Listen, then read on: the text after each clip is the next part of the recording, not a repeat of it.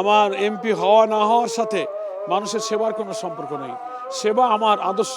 বাতিল করা ভোট বাতিল হয়েছে কিনা, করা উচিত কিনা, এটাও আইনের বিধান অনুযায়ী আমরা পুনরায় ব্যালটগুলো চেক করার আবেদন করার জন্য চিন্তা করছি।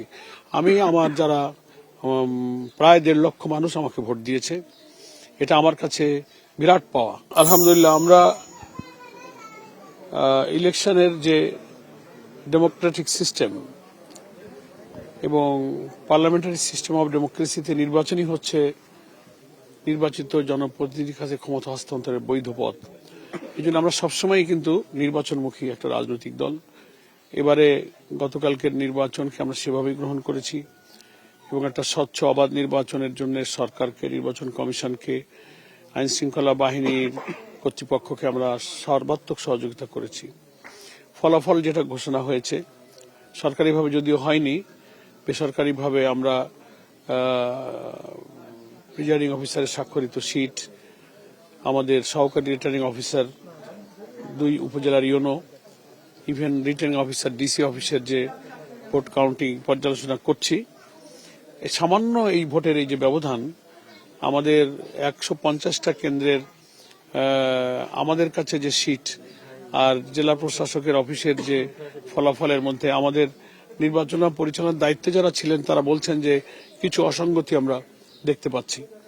এটা আমরা আজকেই চেক করে আমরা পুনঃগণনার লিগ্যাল বেজ পেলে আমরা পুনঃগণনার আবেদন করার চিন্তা করছি। আর এদিকে যে ভোটগুলো বাতিল করা হয়েছে, প্রায় 6000-এর উপরে ভোট বাতিল যৌক্তিক কারণে করা হলো কিনা, এটারও বিধি অনুযায়ী এই বাতিল করা ভোট বাতিল হয়েছে কিনা, করা উচিত কিনা, এটাও আইনের বিধান অনুযায়ী আমরা পুনরায় ব্যালটগুলো চেক করার আবেদন করার জন্য চিন্তা করছি।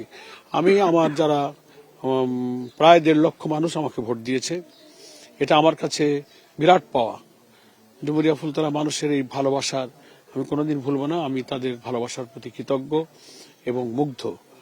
এবং আলটিমেটলি আমাকে শুধু আমার প্রতিপক্ষ বিএনপি নয়, তাদের সাথে এখানে যাদের বিরুদ্ধে আমাদের জুলাই অভ্যুত্থান হয়েছে সেই শক্তির একটা গোপনতা ছিল। আরো কিছু চক্র মিলে আমাদের একটা বড় শক্তির সাথে আমাকে একা লড়াই করতে হয়েছে। আমার ভোটাররা আমাকে যে প্রায় 1.5 লক্ষ ভোট দিয়েছেন, সামান্য 1000-এর ভোট কম, এটা সবার কাছেই বিশ্বাসযোগ্য হচ্ছে না। যে হয় 6000 বাতিল ভোটের পরীক্ষা করা দরকার, অথবা কেন্দ্রের ভোটের পুনঃগণনা হওয়া দরকার, যেখানে ওভার রাইটিং হয়, টাকা মানে ভোটের অঙ্ক লিখতে ভুল হয়, সেগুলোর ব্যাপারে আইনি বিধি অনুযায়ী আমরা পুনঃগণনার জন্য আবেদনের চিন্তা করছি। আমি ডুমুরিয়া ফুলতলাবাসীর প্রতি কৃতজ্ঞ। আপনারা মোটেই মন খারাপ করবেন না। জয় পরাজয় সবার জীবনেই থাকে, কিন্তু আমি মনে করি আমি কোনো পরাজয় বরণ করিনি, আমি কোনো অন্যায় করিনি, আমি কোনো অসৎ পথ অবলম্বন করিনি, মানুষের উপরে জুলুম করিনি, কালো টাকা আর পেশি শক্তি দিয়ে মানুষের রায়কে পক্ষে আনার কোনো অপচেষ্টা আমি করিনি। সেই দিক থেকে আমি বিজয়ী। যারা এটা করেছেন তারা আমার কাছে নৈতিকতার কাছে, সততার কাছে তারা পরাজিত হয়েছে। হ্যাঁ, এটা সারা দেশের ভোটারদের প্রতি আমি কালকেও মিডিয়াকে বলেছি যে এর আগের নির্বাচনগুলোর মধ্যে এটা একটা বাংলাদেশের নতুন চিত্র যে সাধারণ ভোটাররা ব্যাপকভাবে তারা এই নির্বাচনে অংশ নিয়েছে, নেওয়ার কারণে টার্ন আউট বেশি হয়েছে এবং এই নির্বাচনে ভোট গ্রহণ সুষ্ঠু হয়েছে। সেটার জন্য আমি সাধারণ জনগণ এবং ভোটারকে এবং যারা এই নির্বাচন কাজে সহযোগিতা করেছেন তাদেরকে আমি আন্তরিকভাবে মোবারকবাদ জানাচ্ছি, ধন্যবাদ জানাচ্ছি। আপনাকে এই এলাকার মানুষ হিসেবে সংসদ সদস্য যদি নাও হন, তারপরে ওই যে জননেতা হিসেবে অনেকের সাথে আমরা শুনেছি যে এলাকার কল্যাণে আপনি কাজ করেন, তো সেই ধারাটা আপনি অব্যাহত রাখবেন? অবশ্যই অব্যাহত থাকবে।